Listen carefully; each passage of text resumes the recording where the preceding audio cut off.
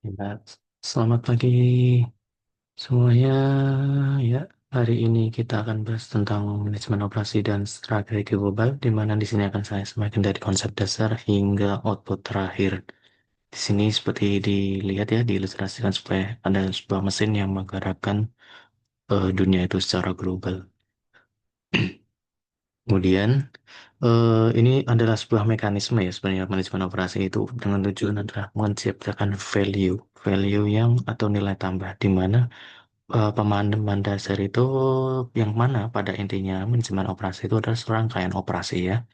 Aktivitas yang menciptakan nilai dengan mengubah input seperti tenaga kerja, modal, kemudian dengan proses manajemen yang ada menjadi sebuah output berupa barang atau jasa, di mana hal tersebut itu tujuannya adalah memberikan nilai tambah. Pada proses tersebut tujuannya adalah memberikan nilai tambah ya. Kemudian untuk mencapai hal tersebut, sebuah organisasi itu membutuhkan tiga fungsi esensial yang saling bekerja sama, di mana yang pertama itu adalah marketing untuk menciptakan demand ya, kemudian ada produksi atau operasi itu untuk membuat suatu produk, keuangan atau jasa, kemudian accounting itu untuk melacak kinerja perusahaan ini ya, dari essential tiga essential function itu. Jadi pada intinya adalah men-create value berdasarkan tiga fungsi itu. Kemudian ada challenge nih terkait manajemen operasional di mana untuk meningkatkan produktivitas itu ada challenge-nya itu fokusnya adalah penghitungan atau rasio antara unit yang diproduksi dengan input yang digunakan. Ingat ya, produksi yang digunakan. Jadi ukuran jumlah outputnya, sedangkan produktivitasnya itu apakah measurable atau ternyata ada peningkatan yang lebih dari BEP atau break even point, di mana produksi adalah ukuran jumlah outputnya, sedangkan produktivitas itu sebenarnya lebih ke suatu ukuran efisiensi. Sebagai contoh nyata nih, saya kita lihat nih untuk Starbucks ini, dengan menghilangkan tanda tangan untuk transaksi di bawah 25 US dollar ini, mengganti sendok es dan menggunakan mesin espresso otomatis, mereka itu berhasil menghemat puluhan detik per transaksi dan meningkatkan produktivitas efisiensi itu secara keseluruhan hingga 27%. Ini adalah salah satu contoh ya dari Starbucks. Kemudian ada three driver of productivity growth, yaitu di mana ada labor, capital, dan manajemen. Jadi driver itu dari manakah datangnya peningkatan produktivitas ini? Sebenarnya tiga pendorongnya yaitu tenaga kerja, di mana ini menyumbang sekitar 10% dari dan modal atau infrastruktur itu sendiri menyumbang 38%, dan driver terbesarnya ternyata adalah manajemen ya 52%, yang mana hal tersebut ternyata memastikan bahwa driver lain itu yaitu labor dan capital itu dipastikan dapat digunakan secara efektif oleh manajemen, sehingga secara anuitasnya pun itu meningkatkan produktivitas di sekitar 2,5%. Seperti itu ya. Sehingga manajemen yang baik itu memastikan tenaga kerja dan modal digunakan secara efektif. Nah, inilah tantangan utamanya ya sebenarnya dalam produktivitas manajemen operasional ini. Kemudian spektrum dari operasional itu adalah terkait barang vs jasa, yaitu di mana ini barang itu adalah tangible, sementara jasa itu adalah intangible. Tangible itu physically dapat kita lihat, dapat kita ukur secara fisik, sementara intangible adalah jasa atau tidak tampak ya, seperti itu, tidak tampak secara fisik. Kemudian dalam menghasilkan output, kita mengenal tadi ya barang dan jasa, di mana yang bersifat tangible itu dapat disimpan. Kalau di konten itu mungkin salah satunya adalah terkait inventory atau persediaan, dan di mana produksinya terpisah dari konsumsi pelanggan. Seperti salah satunya itu pembuatan iPhone. Sebaliknya, untuk yang intangible itu diproduksi dan dikonsumsi secara bersamaan. Jadi membutuhkan interaksi pelanggan yang tinggi untuk yang tangible ya.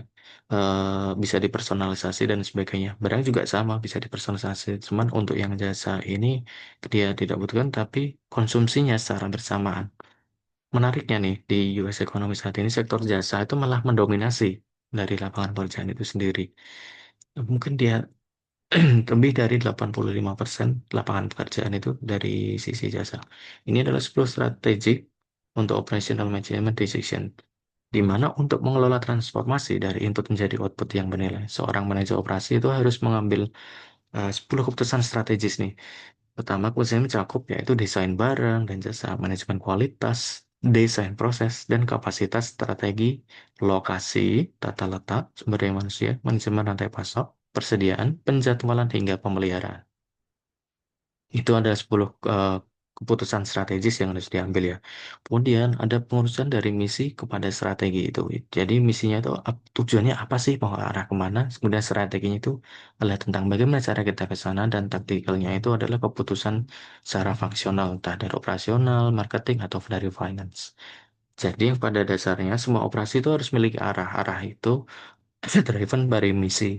Contohnya nih Hard Rock Cafe ini dia memberikan pengalaman untuk dining dengan berkesan.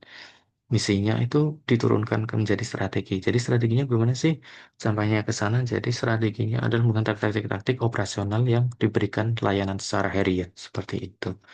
Kemudian ini ada three paths to competitive advantage. Tiga jalur untuk ke keunggulan yang tidak hanya kompetitif tapi mungkin harus sustain ya kalau sekarang itu ya. Jadi untuk menangkan persaingan ada tiga jalur. Yang pertama itu adalah diferensiasi, kemudian cost leadership, dan response. Untuk yang pertama itu diferensiasi yaitu menjadi lebih baik atau unik. Contohnya tadi ada Hard Rock Cafe. Kemudian cost leadership itu kita menekankan harga yang murah, biaya yang kecil, overhead yang kecil. Contohnya ini adalah Walmart, Southwest, dan Foursquare. Untuk respons kita menekankan pada fleksibilitas, reliabilitas, dan kemudahan juga ya, kecepatan seperti itu, pelayanan yang baik seperti itu. Contohnya Pizza Hut dan FedEx. Kemudian bagaimana sih membentuk strategi sistem Enfitnya ini menjadi hal yang efektif gitu. Jadi membangun analisis SWOT ya, salah satunya strength, weakness, opportunity, and threat. Setelah itu perusahaan itu harus memetakan aktivitasnya agar selaras. Contohnya nih yang Southwest Airlines ini ya. Ini contohnya untuk yang Southwest Airlines, pesawat mereka itu Boeing 737 yang standar itu digunakan secara operasional untuk memberikan data. Kemudian hal itu disimplifikasi lagi dengan pelatihan pilot, menurunkan presiden suku cadang, tapi tidak mengurangi kualitas dan endurance dari pesawat itu sendiri secara operasional. Sehingga mengurangi juga salah satunya waktu pesawat nganggur. Jadi optimalisasi penggunaan time jam terbang pesawat tanpa harus mengorbankan hal lain ya, threat-threat lain. Kemudian ini ada global imperatif, yaitu di mana kita harus mampu di panggung global ini ada 6 alasan ya, harus mampu bersaing. Apalagi udah zaman global, jadi sudah harus competitive advantage-nya harus sustain juga. Yang pertama itu ada 6 alasan ya sebenarnya. Sebenarnya 6 alasannya itu yang pertama, perusahaan itu harus mengglobal adalah salah satunya adalah memperbaiki rantai pasokan. Seperti itu, kemudian mengurangi biaya seperti tenaga kerja dan pajak, memperbaiki sistem operasi dengan belajar dari negara lain, lebih memahami pasar lokal, meningkatkan produk melalui riset gabungan, dan menarik talent terbaik dari seluruh dunia. Jadi itu ya 6 step. Atau mengapa sih kita harus up global itu sendiri, strategi global. Ini contohnya adalah Boeing's Global Supply Chain, di mana ini dilakukan oleh Boeing. Di Boeing 7 itu contohnya contoh yang bagus ya untuk rantai pasokan global, di mana Boeing itu US company, mereka ngambil pintu dan roda itu sebenarnya dari Prancis, kemudian komponen itu dari Italia, sayap serat karuan dari Jepang, kemudian wheels dari Cina, Tiongkok, dan sebagainya itu semuanya digabung di satu, di assembly di satu tempat dengan efisiensi, jadi kemudian diutilisasi dengan baik sehingga keuntungan teknologi dari masing-masing negara diperoleh di di Boeing ini. Kemudian ini identification cultural and ethical risk dalam manajemen operasi. Jadi sebenarnya ada permasalahan ya dalam navigasi risiko-risiko lokal ya, budaya terkait bagaimana sih sebenarnya manajemen operasi itu kan juga di-driven oleh SDM. Jadi ada risk-risk seperti ini. Contohnya adalah penyuapan, pencurian properti intelektual, dan etika lingkungan ya seperti tadi green atau sustainable environment itu. Kemudian ini strategic outsourcing ya contohnya. Strategic outsourcing ini juga sangat bergantung pada outsourcing atau alih daya.